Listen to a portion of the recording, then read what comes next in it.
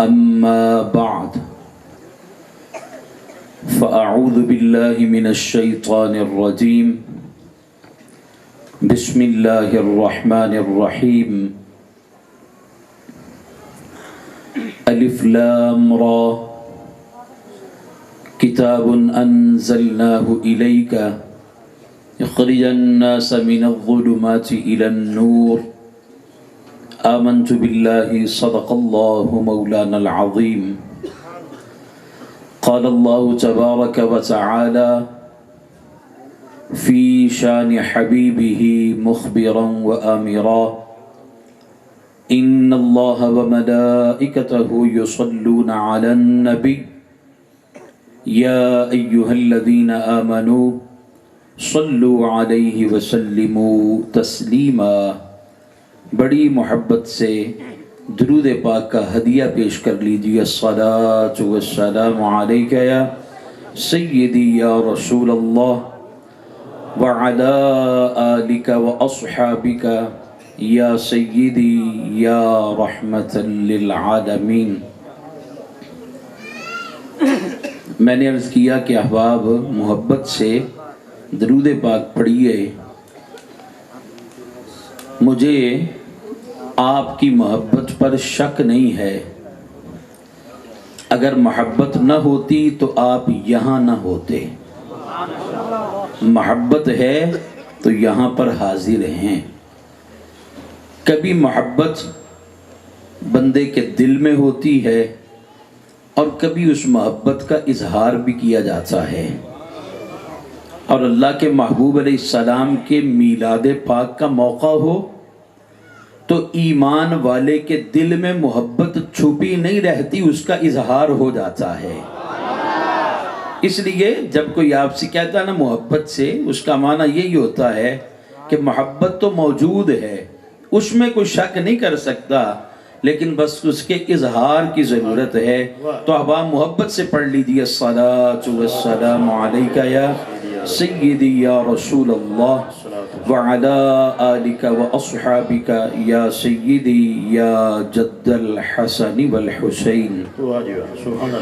بلغ العلا بکمالہ کشف الدجى بجمالہ حسنت جمیع خصالہ صلوا علیہ وآلہ یا صاحب الجمال ویا سید البشر من وجهك المنير لقد نور القمر لا يمكن الثناء كما كان حقه بعد از خدا بزرگ توی قصہ مختصر۔ انتہائی قابل صد احترام علماء کرام اور میرے قابل عزت خطیب اہل سنت حضرت علامہ مولانا قاری غلام مصطفیٰ نقشبندی مجددی صاحب دامت برکاتہم العالیہ، جو یقیناً آپ کے اس علاقے کی شان ہیں اور جو نبی کریم صلی اللہ علیہ وآلہ وسلم کے مصلی کا وارث ہو، جو نائب مصطفیٰ ہو، حقیقت میں شان لوگوں کی وہی ہوتا ہے۔ تو آج الحمدللہ مجھے ان کے توسط سے یہاں حاضری کی سعادت حاصل ہو رہی ہے۔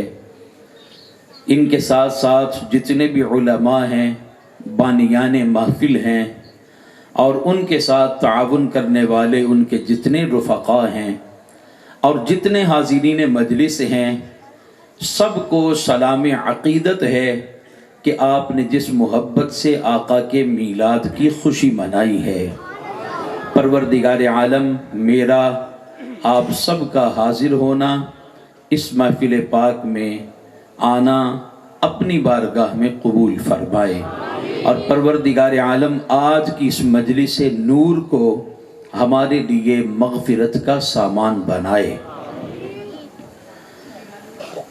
یقیناً آپ احباب کو اور آپ کی محبت دیکھ کر خوشی ہوئی محفل پاک کا اہتمام ہوا اور احباب نے فراخ دلی کا مظاہرہ کیا، اور جس محبت سے اس قدر وسیع اہتمام کیا، اور آپ نے بانیان محفل نے لوگوں کو دعوت دی، آپ نے ان کی دعوت پہ لبیک کہتے ہوئے اس محفل پاک میں حاضر ہو کر اپنی عقیدتوں، محبتوں اور ارادتوں کا ثبوت پیش کیا، اور پھر اس محفل نور میں تلاوت کلام پاک ہوئی، نعت خوانی ہوئی، نعت خوانی ہوگی بھی، میں بیان کر رہا ہوں۔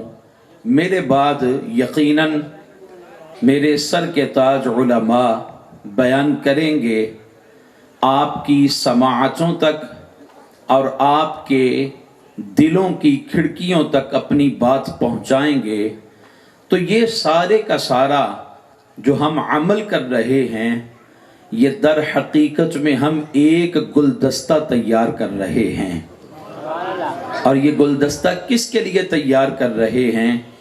ہم نے یہ گلدستہ تیار کر کے بارگاہ رسالت مآب میں پیش کرنا ہے۔ نبی کریم صلی اللہ علیہ وآلہ وسلم میں آپ کی بارگاہ ناز میں ہم نے اپنی عقیدتوں، ارادتوں اور محبتوں کا یہ گلدستہ پیش کرنا ہے، اور میں آپ سے کہتا ہوں کہ آپ اپنے ایمان سے، اپنے دل سے پوچھ کے بتائیے کہ وہ کریم آقا، وہ رؤوف آقا، وہ مہربان آقا، وہ غمخوار آقا جو طائف کے بازار میں پتھر پھینکنے والوں کو دعائے رحمت سے نوازتا ہے، وہ کریم آقا گلدستہ پیش کرنے والوں کو کتنا عطا فرمائے گا۔ یہ نبی مکرم شفیع معظم صلی اللہ علیہ وآلہ وسلم کی بارگاہ میں ہم اپنی عقیدتوں کا خراج لیے بیٹھے ہیں، اور یقیناً یہ ہمارا وقت اور اس مجلس کے اندر بیٹھنا یہ اتنا قیمتی وقت ہے، اتنا قیمتی وقت ہے۔ کیوں یہ وقت قیمتی ہے؟ کہ دلوں میں محبت رسول ہے، زبان پہ ذکر رسول ہے۔ دلوں میں محبت رسول، زبان پہ ذکر رسول، اور ہمارے ذہنوں میں تصور روضہ رسول ہے۔ اور یقین کریں، ہم بیٹھے تو یہاں اپنے علاقے میں ہیں، لیکن ہماری اس محبت کے سبب حاضری مدینہ طیبہ میں لگ رہی ہے، اور جتنی دیر ہم اس مجلس نور میں بیٹھیں گے، ہم لمحہ بلمحہ مصطفیٰ کے قرب میں آتے رہیں گے، ہم نبی کریم صلی اللہ علیہ وسلم کے قریب ہوتے رہیں گے۔ کیوں؟ جامع ترمذی کی حدیث پاک ہے، اور اس حدیث پاک کو میرے شیخ طریقت حضور فقیہ عصر حضرت قبلہ مفتی محمد امین رحمہ اللہ تعالی، آپ نے اپنی مشہور زمانہ کتاب، بلکہ مشہور زمانہ ہی نہیں بلکہ مقبول بارگاہ رسالت مآب، اور وہ کتاب کون سی؟ جس کا نام آب کوثر ہے۔ آپ احباب یقیناً اس سے بخوبی واقف ہیں۔ آپ نے اسی جامع ترمذی کی حدیث پاک کو اس کتاب کے سر ورق پر لکھا۔ اللہ کے حبیب علیہ السلام نے فرمایا، ان اول الناس بی یوم القیامت اکثرہم علی صلاۃ، فرمایا بے شک کل قیامت کے دن سب سے زیادہ میرے قریب وہ ہوگا جو دنیا میں مجھ پر کثرت سے درود پڑھنے والا ہوگا۔ اور اس محفل میں آ کے ہم کرتے کیا ہیں؟ درود ہی تو پڑھتے ہیں۔ نقیب محفل نے اپنی حاضری پیش کی، یقیناً آپ سے درود پاک پڑھوایا ہوگا، اور نعت خواں حضرات جب بھی آتے ہیں تو ابتدا کہاں سے کرتے ہیں؟ درود پاک سے کرتے ہیں۔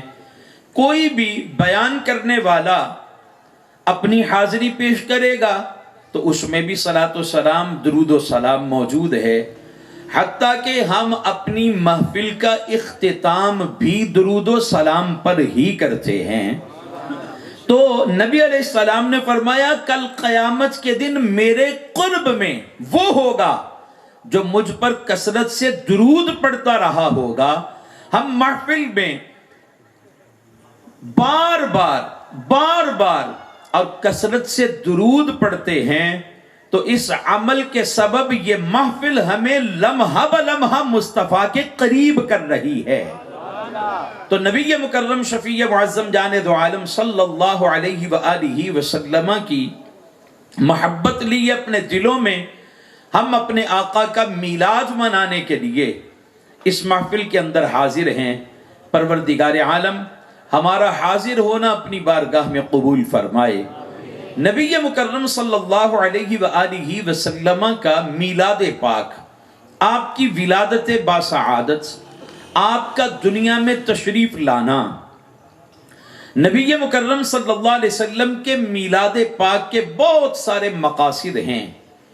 قرآن مجید فرقان حمید کی سورہ ابراہیم کی آیہ کریمہ کا جز تلاوت کیا، پروردگار عالم نے فرمایا الف لام را، یہ حروف مقطعات ہیں، اللہ اور اس کے رسول کے درمیان راز ہے، اللہ اس کا معنی جانے یا اس کی عطا سے اس کا محبوب جانے۔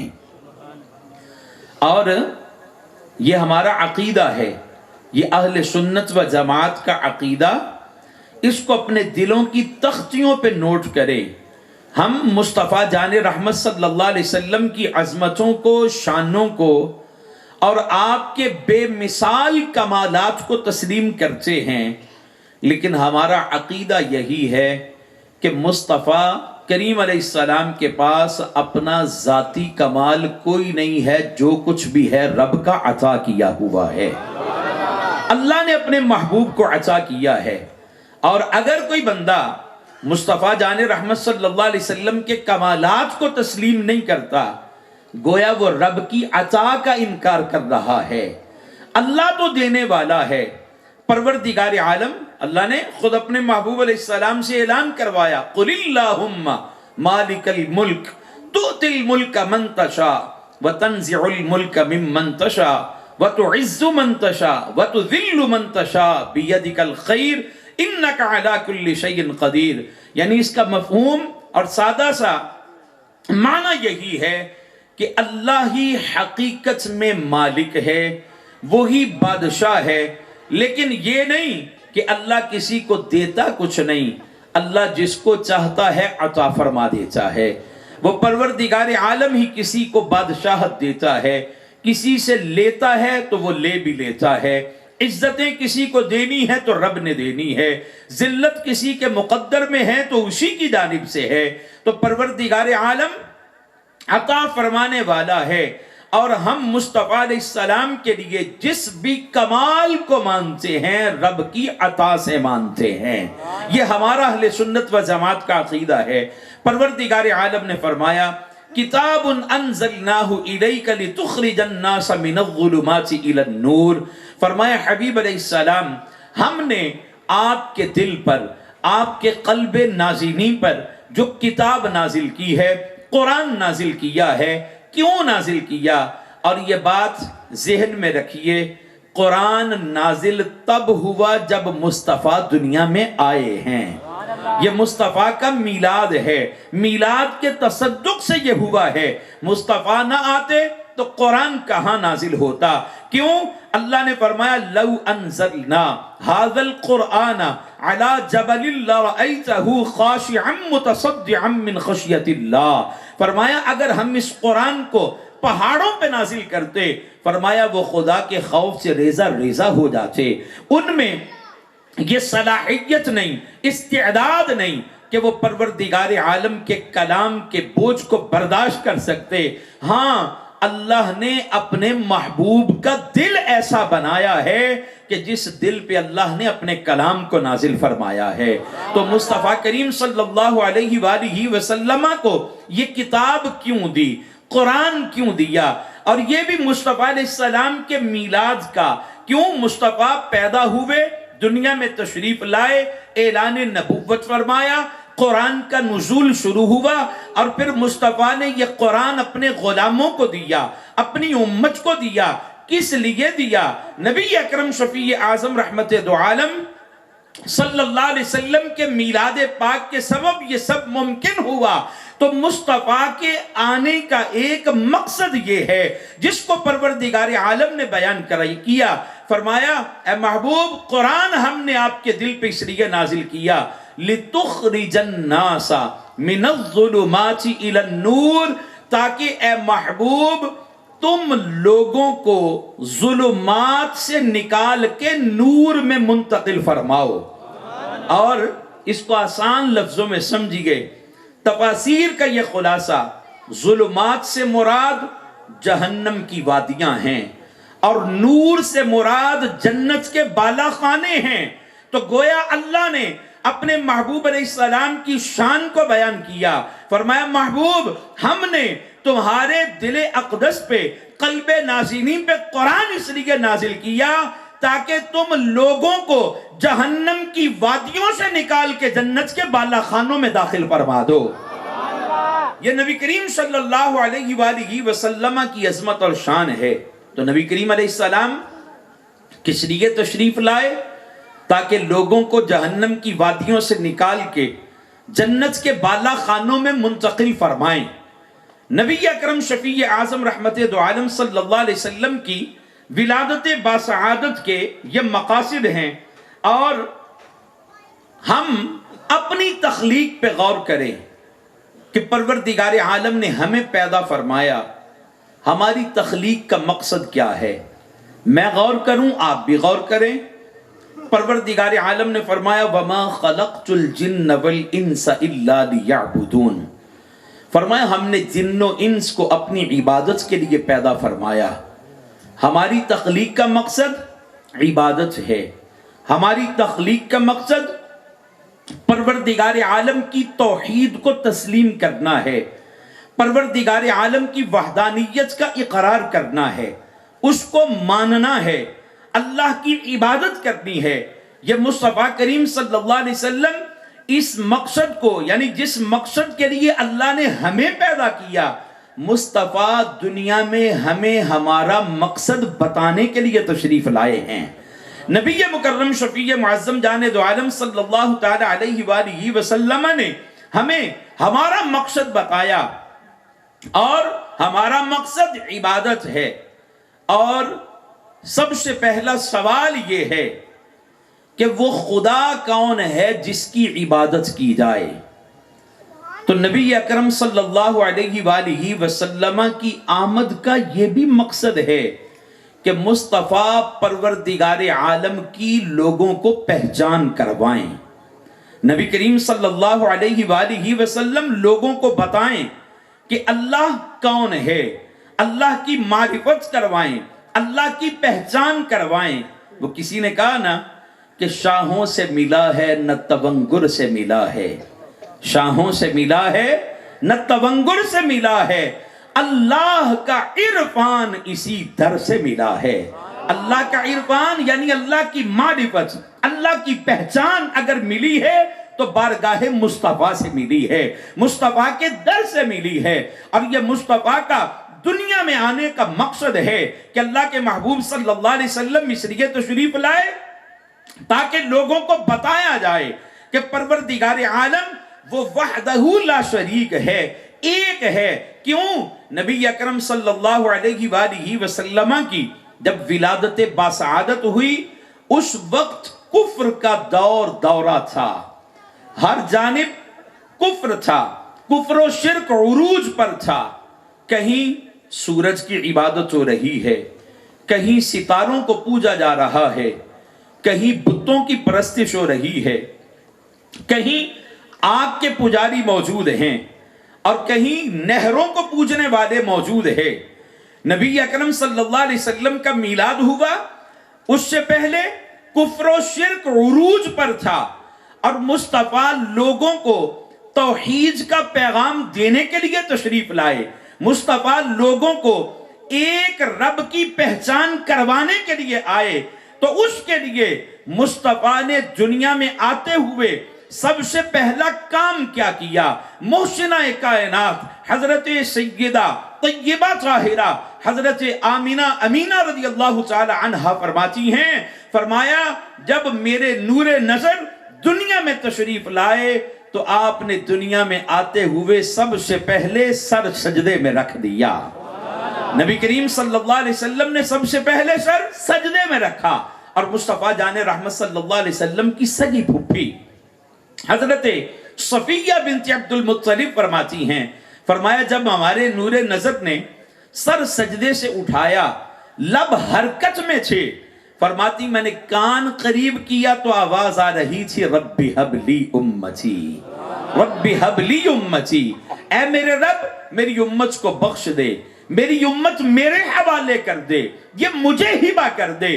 مصطفیٰ جان رحمت صلی اللہ علیہ وسلم دنیا میں تشریف لائے، سب سے پہلے سر سجدے میں رکھا، اپنی گناہگار امت کو یاد کیا، سفیر عشق و محبت حضور آقا نعمت سیدی اعلیٰ حضرت کہتے ہیں پہلے سجدہ پہ روز ازل سے درود، پہلے سجدہ پہ روز ازل سے درود، یادگاری یہ امت پہ لاکھوں سلام۔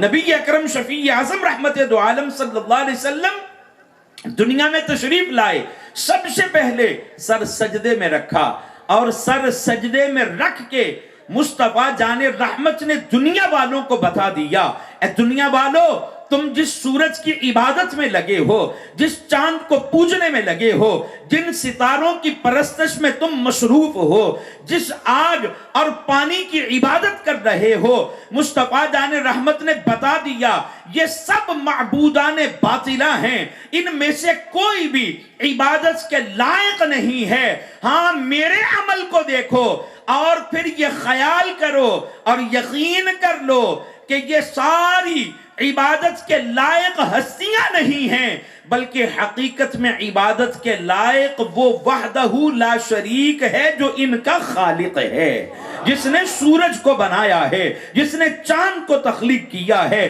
جس نے ستاروں میں روشنی رکھی ہے، جس نے پانی کو پیدا کیا ہے، جو ان کا خالق ہے وہی حقیقت میں عبادت کے لائق ہے۔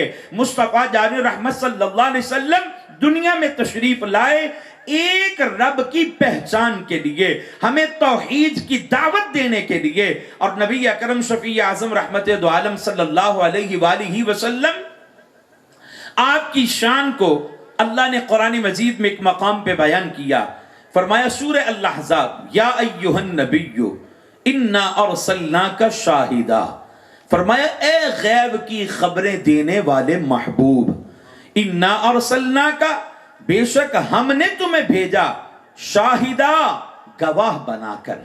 نبی کریم صلی اللہ علیہ وسلم گواہ بن کے آئے، اور گواہ نبی علیہ السلام کس کے بن کے آئے؟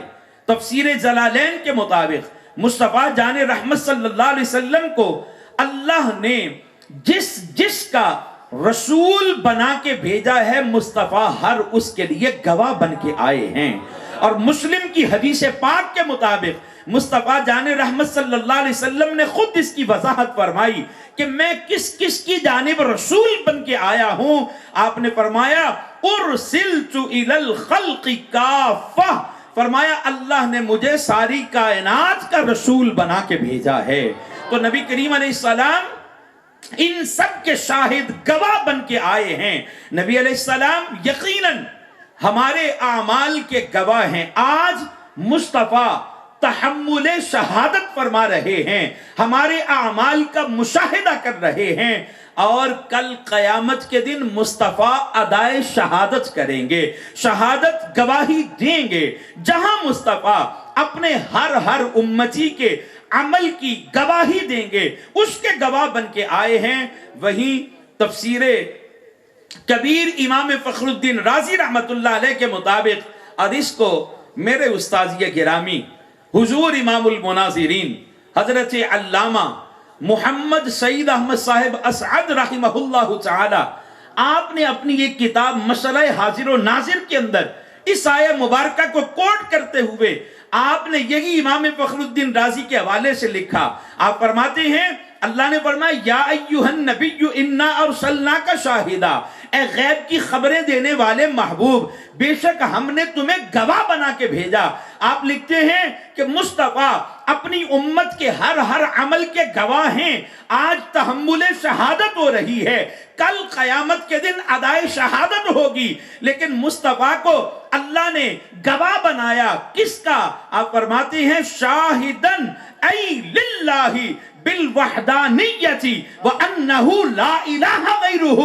مصطفیٰ اس کائنات کے اندر اپنے رب کے ایک ہونے کے گواہ بن کے تشریف لائے ہیں۔ نعرہ تکبیر، نعرہ رسالت، نعرہ تحقیق، سرکار کی آمد، آقا کی آمد، تاجدار ارسلت الی الخلق کافہ، فرمایا اللہ نے مجھے ساری کائنات کا رسول بنا کے بھیجا ہے۔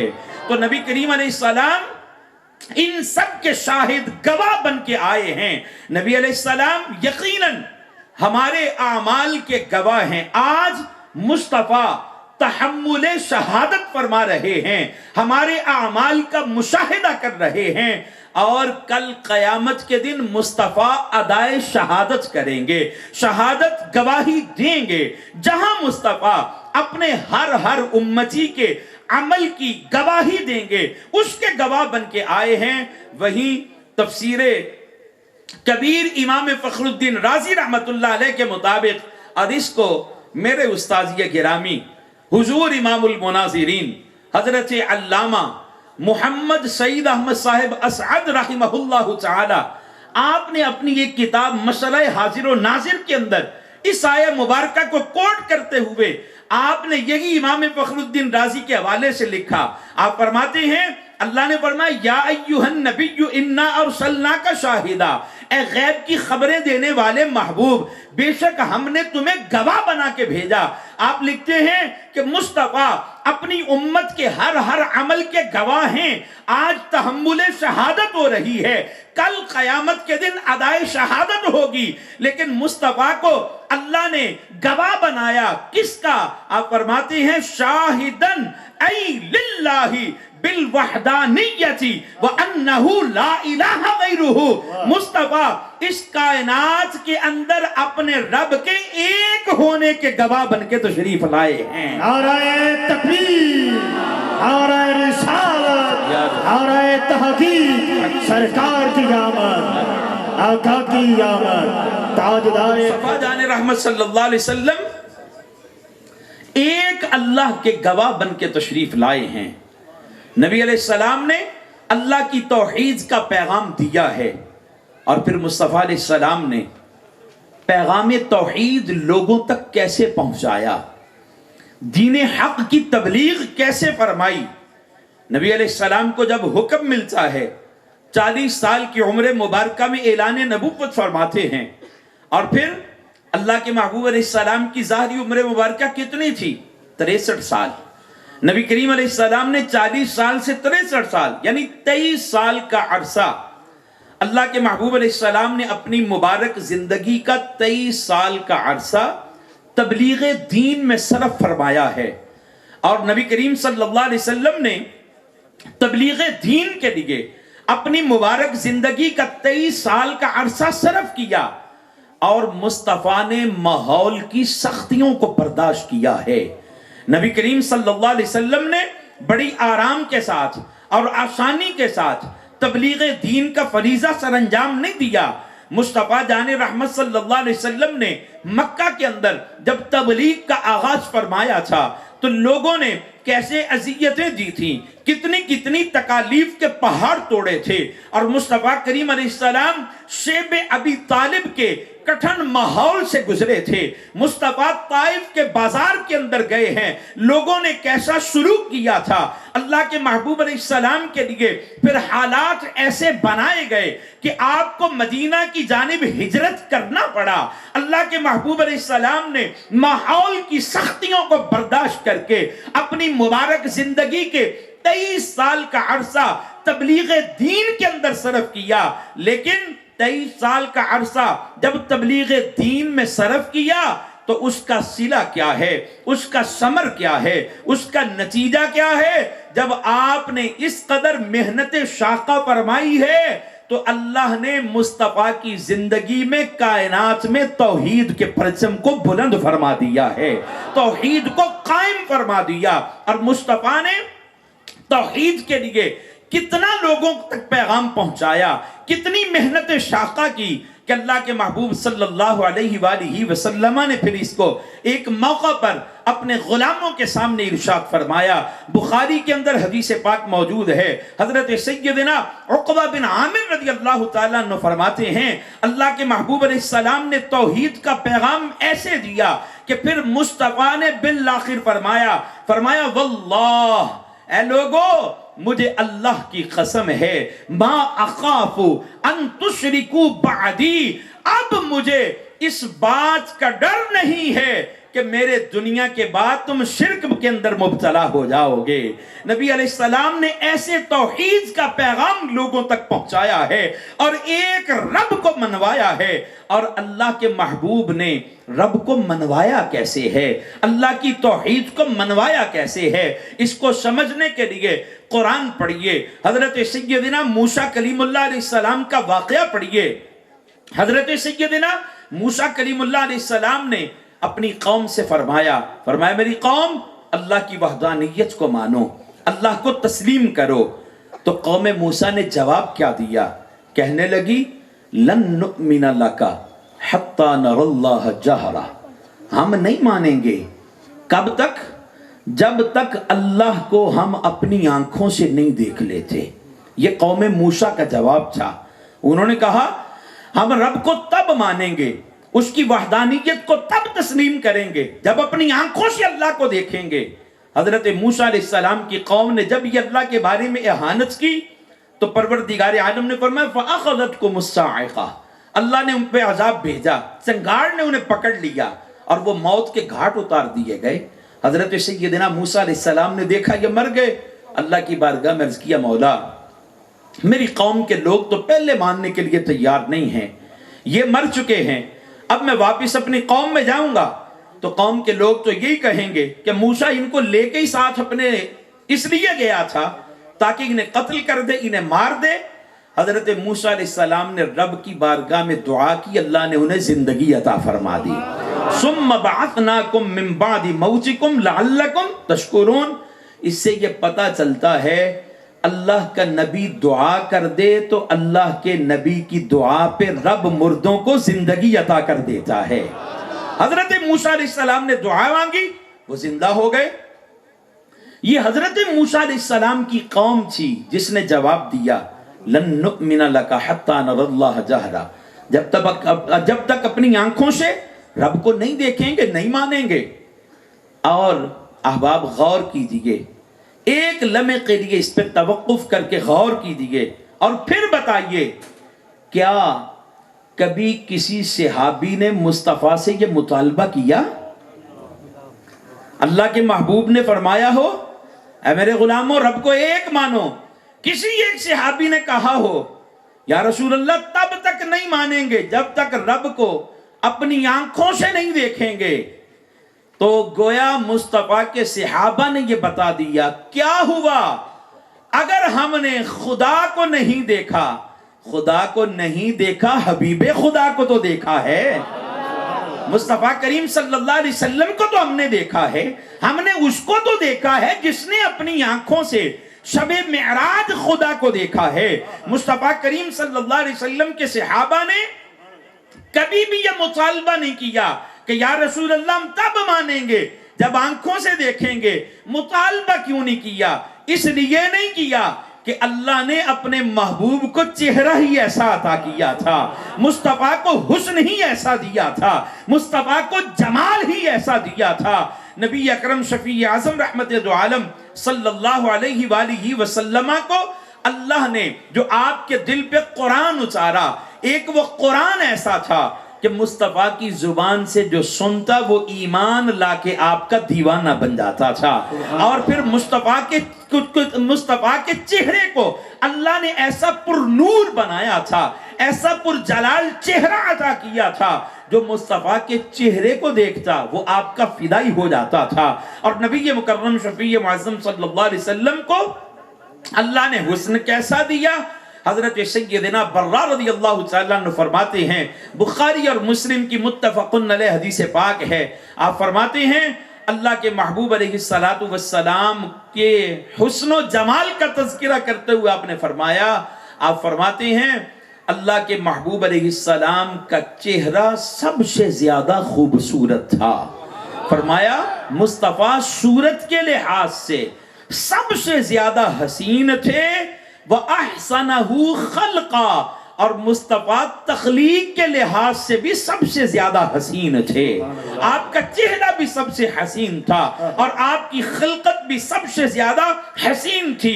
اسی کو امام اعلیٰ حضرت کہتے ہیں کہ تیرے خلق کو حق نے عظیم کہا، تیری خلق کو حق نے جمیل کیا، کوئی تجھ سا ہوا ہے نہ ہوگا شہا، تیرے خالق حسن و ادا کی قسم۔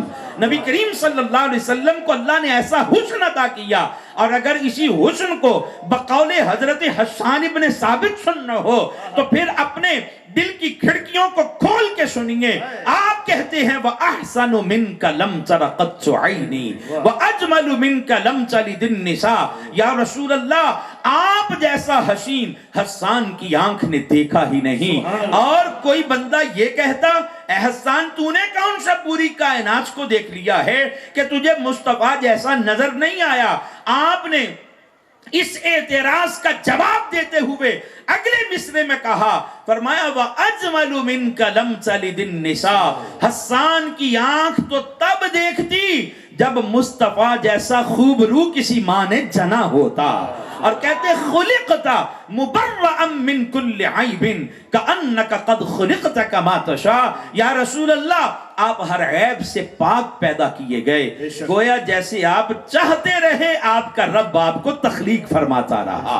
تو نبی کریم صلی اللہ علیہ وسلم کو اللہ نے ایسا حسین بنایا، تو کسی صحابی نے کبھی مصطفیٰ کی بارگاہ میں یہ نہیں کہا یا رسول اللہ ہم رب کو دیکھیں گے پھر مانیں گے، بلکہ آپ ایک حدیث پاک سنی حضرت سیدنا ابو رافع رضی اللہ تعالی عنہ، آپ فرماتے ہیں کہ مجھے قریش والوں نے قاصد بنا کے اللہ کے محبوب کی بارگاہ میں بھیجا۔ آپ ابھی ایمان قبول نہیں کیا تھا، کہتے ہیں کہ مجھے قریش والوں نے قاصد بنایا اور مجھے مصطفیٰ کی بارگاہ میں بھیجا۔ آپ فرماتے ہیں کہ جیسے ہی میں مصطفیٰ کی بارگاہ میں گیا تو ہوا کیا؟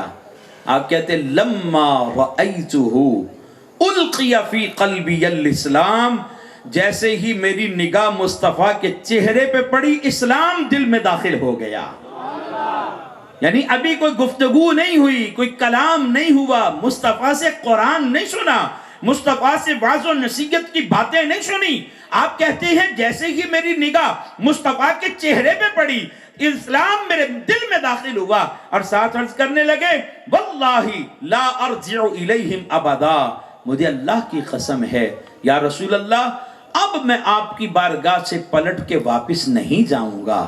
مصطفیٰ جان رحمت صلی اللہ علیہ وسلم نے ارشاد فرمایا میں قاصدوں کو روکا نہیں کرتا، تم قاصد بن کے آئے ہو میں تمہیں روکتا نہیں، کیوں؟ میں عہد شکن نہیں ہوں، میں عہد شکنی نہیں کرتا، میں وعدہ کو نہیں توڑتا۔ میلاد مصطفیٰ کی مجلس میں آنے والوں مصطفیٰ کی اس بات پہ بھی غور کرو، فرمایا میں عہد شکن نہیں ہوں، عہد شکنی نہیں کرتا۔ فرمایا اس لیے تمہیں قریش والوں نے قاصد بنا کے بھیجا ہے، تمہیں واپس جانا پڑے گا، تم واپس جاؤ۔ کچھ دنوں کے بعد اسلام کا جذبہ دل میں ہوا تو پھر میری بارگاہ میں پلٹ آنا۔ تو اللہ کے محبوب صلی اللہ علیہ وآلہ وسلم کو اللہ نے ایسا حسن و جمال دیا، ایسا یہ مصطفیٰ اپنے پروردگار کا شاہکار ہے کہ جو مصطفیٰ کے چہرے کو دیکھتا اسلام اللہ اسے عطا فرما دیتا۔ تو نبی کریم علیہ السلام سے کبھی کسی صحابی نے یہ مطالبہ نہیں کیا کہ یا رسول اللہ رب دکھائیں پھر مانیں گے، نہیں، بلکہ صحابہ کرام علیہم الرضوان کے یقین کو دیکھنے کے لیے آپ ایک روایت سماعت کیجئے۔ حضرت سیدنا مولا کائنات حضرت علی مرتضیٰ کرم اللہ تعالی وجہ الکریم جب آپ کے سامنے کوئی عذاب قبر کا ذکر کرتا تو حضرت علی مرتضیٰ زار و قطار روتے، آپ کی آنکھوں سے آنسو جاری ہو جاتے۔ میلاد مصطفیٰ کی مجلس میں آنے والوں، حضرت علی مرتضیٰ کے عمل کو دیکھو، ان کے سامنے کوئی عذاب قبر کا ذکر کرتا، اتنا روتے، داڑھی بھیگ جاتی، تر ہو جاتی۔ اس عمل کی روشنی میں ہم اپنی کیفیت کا اندازہ لگا سکتے ہیں۔ کیا آج ہماری صورتحال ایسی نہیں ہے کہ ہم قبر پہ بھی کھڑے ہوں تو دنیاوی گفتگو ہوتی ہے، ہنسی مذاق ہوتا ہے، ہمیں عذاب قبر کا فکر ہی نہیں ہے۔ ہم نماز جنازہ میں جاتے ہیں، وہاں کیا کچھ نہیں ہوتا۔ پہلے ہمیں اپنی ہوش میں یہ پتا ہے، چند سال پیچھے چلے جائیں، کوئی محلے کے اندر فوتیدگی ہوتی تھی، بندہ اس کے دروازے کے قریب سے ڈرتے ہوئے گزرتا تھا، گزرتے ہوئے ڈرتا تھا، اس سے ڈر لگتا تھا، اور کئی دن خوف دل میں بیٹھا رہتا تھا۔ لیکن اب کیفیت کیا ہے؟ ہمارے سامنے ایک موت ہو جائے، 2 ہو جائیں، 4 ہو جائیں، ہم اپنے ہاتھوں سے غسل بھی دے دیں، کچھ بھی ہو جائے، 2-4 لمحے گزرتے ہیں، ہمیں اس کی پرواہ کوئی نہیں، ہمیں فکر ہی کوئی نہیں۔ ہم عذاب قبر سے اس قدر بے خوف ہو گئے۔ حضرت علی مرتضیٰ کا عمل کیا تھا؟ کسی سے ذکر سنتے آپ زار و قطار روتے۔ کسی نے پوچھ لیا، حضرت عذاب قبر کا سن کے اتنا روتے ہو، یوں لگتا ہے جیسے تم نے اپنی آنکھوں سے عذاب قبر کو دیکھ لیا ہے۔ حضرت علی مرتضیٰ کا جواب سنیے۔ حضرت علی مرتضیٰ رضی اللہ تعالیٰ عنہ فرمانے لگے، فرمایا میرے ساتھیو، تم یہ کہتے ہو کہ علی نے عذاب قبر کو آنکھوں سے دیکھا؟ فرمایا میں اپنی آنکھ سے دیکھ لیتا، مجھے اتنا یقین نہ ہوتا جتنا مصطفیٰ کی زبان پہ یقین ہے۔ جب نبی علیہ السلام نے فرمایا عذاب قبر ہوتا ہے، فرمایا مصطفیٰ کی زبان پہ اتنا یقین ہے، اتنا مجھے اپنی آنکھ پہ بھی یقین نہ ہو۔ تو صحابہ نے ایسے مصطفیٰ کریم علیہ السلام کے سامنے پروردگار عالم کی توحید کا اعلان کیا ہے، اقرار کیا ہے۔ تو مصطفیٰ جان رحمت صلی اللہ علیہ وآلہ وسلم، آپ کی تشریف آوری کا مقصد پروردگار عالم کی توحید کو قائم کرنا ہے، لوگوں کو بیان کرنا ہے، بتانا ہے۔ اور بس آخری باتیں، اللہ کے محبوب صلی اللہ علیہ وآلہ وسلم جب آپ نے توحید کو قائم کیا اور لوگوں کو وحدہ لا شریک کا در بتایا کہ اس بارگاہ میں آؤ عبادت کے لیے، باقی اس کے علاوہ سب معبودان باطلہ ہیں، کوئی بھی عبادت کے لائق نہیں ہے، تو پھر مصطفیٰ جان رحمت صلی اللہ علیہ وسلم تو اسوہ حسنہ بن کے تشریف لائے۔ لَقَدْ كَانَ لَكُمْ فِي رَسُولِ اللَّهِ أُسْوَةٌ حَسَنَةٌ۔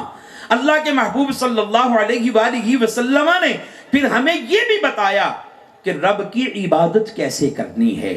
نبی کریم صلی اللہ علیہ وآلہ وسلم کی مبارک زندگی کو دیکھیے، اللہ کے محبوب صلی اللہ علیہ وآلہ وسلم کے طرز عمل کو دیکھیے۔ اللہ کے محبوب علیہ السلام راتوں کو قیام بھی طویل کرتے، رکوع بھی طویل کرتے، سجدہ بھی طویل کرتے، اور اتنا لمبا قیام ہوتا کہ مصطفیٰ کے مبارک پاؤں میں ورم آ جایا کرتا تھا۔ اللہ کے محبوب صلی اللہ علیہ وسلم ایسے رب کی عبادت کرتے، اور پھر اللہ کے محبوب علیہ السلام نے اپنے عمل سے بتایا کہ اے لوگوں، رب کو ایک ماننا ہے اور اس رب کی عبادت بھی کرنی ہے۔ اور مصطفیٰ جان رحمت صلی اللہ علیہ وآلہ وسلم نے ہمیں یہ فرمایا صلو کما رأیتمونی اصلی، فرمایا جیسے تم مجھے نماز پڑھتے ہوئے دیکھتے ہو اسی طرح رب کی نماز ادا کیا کرو۔ بلکہ اللہ کے محبوب علیہ السلام سے خود پروردگار عالم نے یہ اعلان کروایا، فرمایا قل ان کنتم تحبون اللہ فاتبعونی یحببکم اللہ، فرمایا محبوب ان سے فرما دیجئے اگر تم اللہ سے محبت کرتے ہو تو اس دعوی محبت پہ دلیل لاؤ۔ اور وہ دلیل کیا؟ مصطفیٰ نے فرمایا فَاتَّبِعُونِی، میری اتباع کرو۔ تو عبادت ایک رب کی کرنی ہے تو مصطفیٰ کی اتباع میں رہتے ہوئے کرنی ہے۔ نبی اکرم صلی اللہ علیہ وسلم کی جب کوئی اطاعت کرتا ہے، اتباع کرتا ہے، تو اللہ کے محبوب علیہ السلام کی اطاعت سے ملتا کیا ہے؟ حضرت سیدنا ثوبان رضی اللہ تعالی عنہ بارگاہ رسالت مآب میں حاضر ہوئے، آپ کے چہرے کا رنگ بدلا ہوا ہے اور جسم پہ نقاہت، کمزوری کے آثار ہیں۔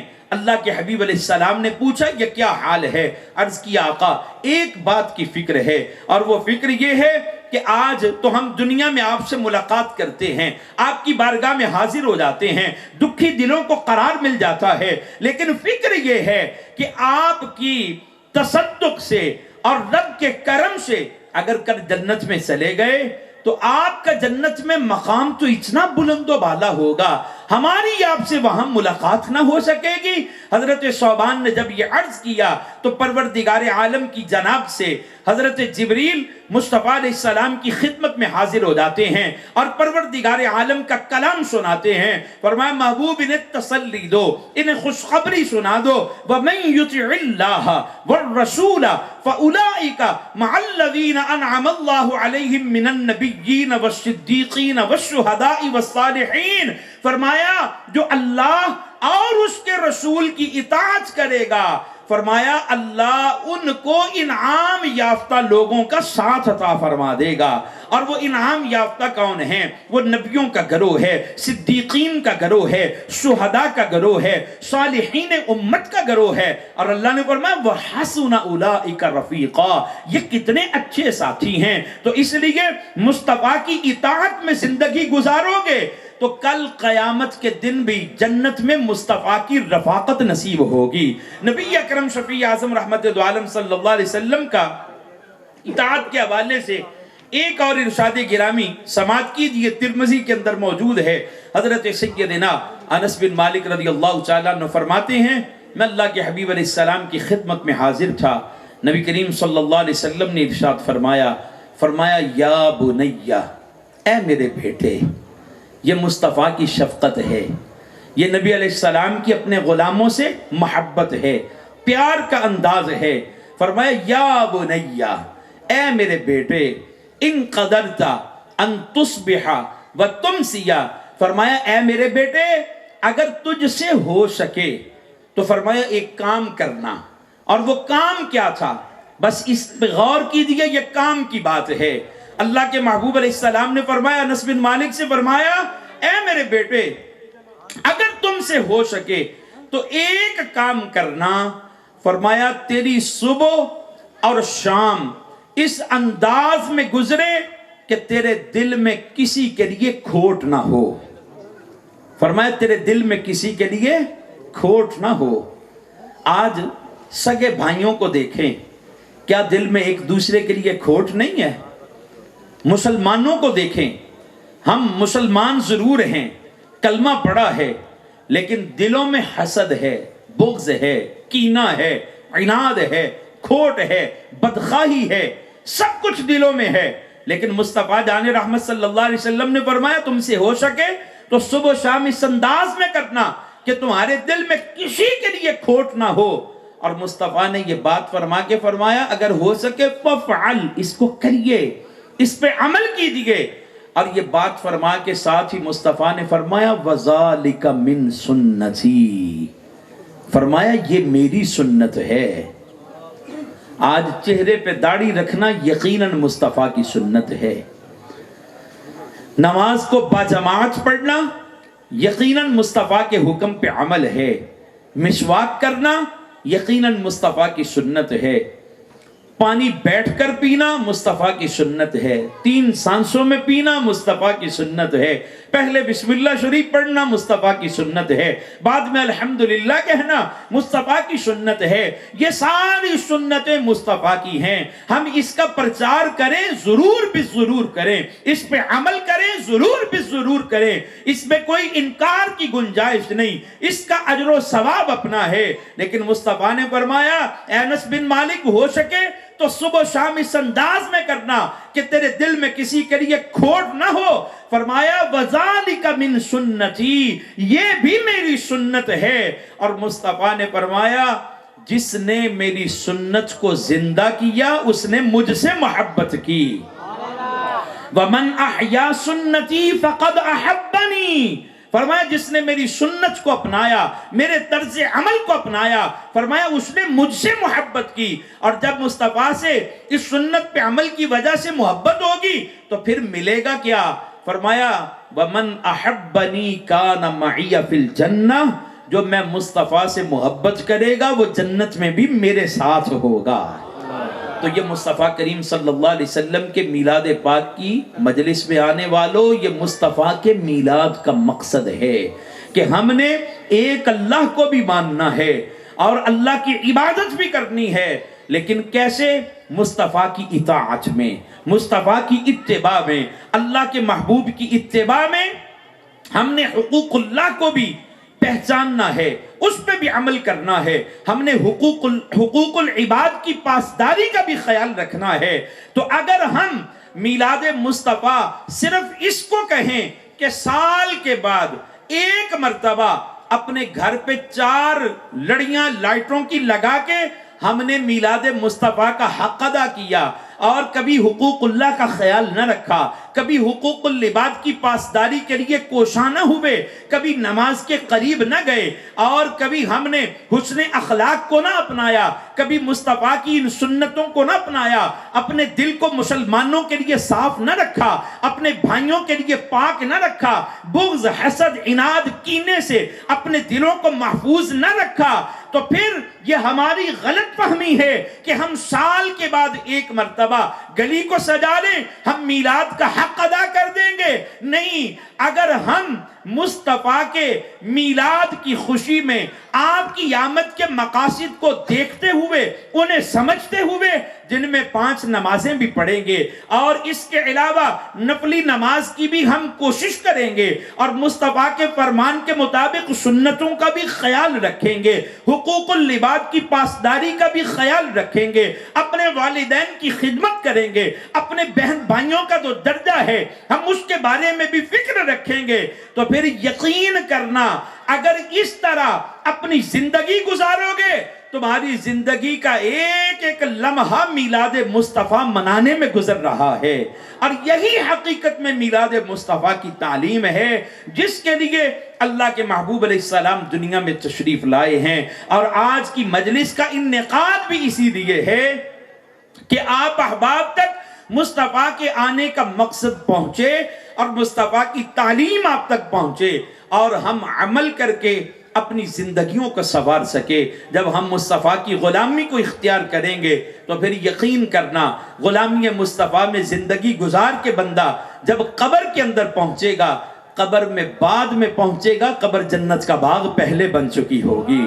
پروردگار عالم کی بارگاہ میں دعا ہے اللہ تعالی میرا حاضر ہونا، آپ کا حاضر ہونا اپنی بارگاہ میں قبول فرمائے، اور اللہ تعالی جو میں نے باتیں صحیح کی ہیں پروردگار عالم ان کو ہمارے دلوں میں راسخ فرما دے، ہمیں اس پہ عمل کی توفیق نصیب فرمائے، اور اگر کوئی غلطی ہو گئی پروردگار اپنے فضل سے اس سے معاف فرمائے۔ وآخر دعوانا ان الحمد للہ رب العالمین۔